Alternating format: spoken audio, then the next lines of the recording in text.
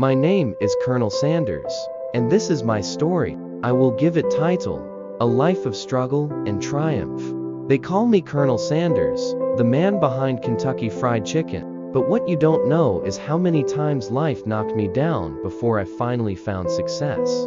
Please patiently listen to my inspiring story. You might learn one or two things. It was a life of early struggles, a hard life from the start. I was born in 1890, in a small house in Henryville, Indiana. My father passed away when I was just 5 years old, leaving my mother to raise 3 children alone. She had to work long hours, so I became responsible for cooking and taking care of my siblings. School, I barely had time for it. By the time I was in 7th grade, I dropped out.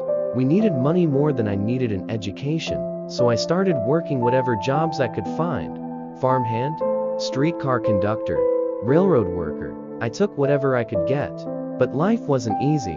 I failed at more jobs than I can count. I tried being a lawyer, but I got into a fight with my own client in court. I ran a ferry boat business, I sold tires, and I even tried selling insurance. Every single one failed. By my 40s, I was running a gas station in Corbin, Kentucky. To make extra money, started cooking fried chicken for passing travelers. People loved my cooking, and for the first time I thought, maybe I finally found something that works. But just when I thought things were turning around, life knocked me down again. The government built a new highway, and suddenly, my restaurant had no customers. I lost everything. At 65 years old, I was broke, living on a $105 Social Security check, and wondering what to do next. Most people would have given up. I almost did, but I had one thing left, my fried chicken recipe. I had 1,000 rejections and 1 yes. I packed my car with my secret 11 herbs and spices, and started driving. My idea was simple. Go to restaurants, offer them my recipe, and in return, I'd get a small percentage of the sales. I knocked on doors. I made phone calls. I pitched my chicken to every restaurant I could find. 1,009 times, I was rejected. 1,009 times.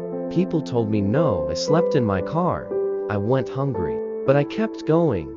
Then, finally, someone said yes. One restaurant agreed to use my recipe.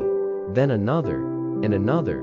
Before I knew it, Kentucky Fried Chicken was born. That's how my story changed from poverty to a global empire. By 1964, at the age of 73, I had over 600 KFC franchises across the country. I sold the company for $2 million, but I stayed on as the brand's ambassador, traveling the world in my signature white suit. Today, KFC has over 25,000 restaurants in more than 145 countries. And to think of it, it all started with an old man, dream, and a little fried chicken. My message to you, never give up.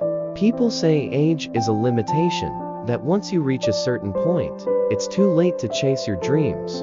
I say nonsense.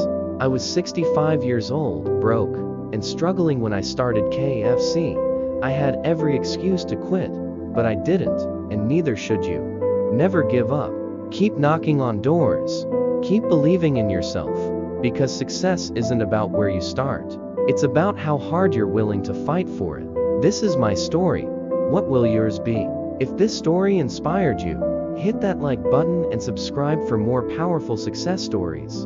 Know someone who needs motivation? Share this video with them. What's the biggest challenge you've overcome in life? Which part of Colonel Sanders' story inspired you the most? Comment and share your thoughts. Stay tuned for our next video where we uncover another incredible story of resilience and success.